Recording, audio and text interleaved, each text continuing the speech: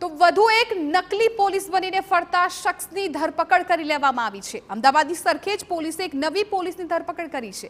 વટવા વિસ્તારમાં રહેલો સલીમ મિયા નામનો યુવક પોલીસ બનીને રોફ જમાવતો હતો, લોકો પાસેથી રૂપિયા પડાવતો હતો। આ શખ્સે 30 માર્ચના રોજ બપોરે 26 વર્ષીય યુવતીને ઠગી હતી।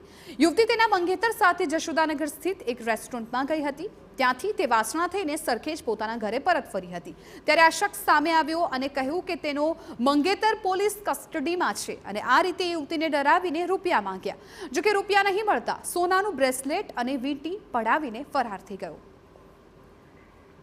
ઝડપાયેલા આરોપીની તપાસમાં ખુલાસો થયો છે કે તે વર્ષ 1999માં એસઆરપી અમદાવાદ શહેરમાં ભરતી થયો હતો। તેણે 9 વર્ષ સુધી એસઆરપીમાં ફરજ બજાવીને રાજીનામું આપ્યું હતું। આરોપીના પિતા અને ભાઈ પણ અમદાવાદ શહેર પોલીસમાં ફરજ બજાવતા હતા, જે હાલ નિવૃત્ત થયા છે। આરોપી સલીમ કોઈ પણ વ્યક્તિને રસ્તામાં રોકીને પોલીસની ઓળખ આપીને છેતરપિંડી કરીને ફરાર થઈ જતો।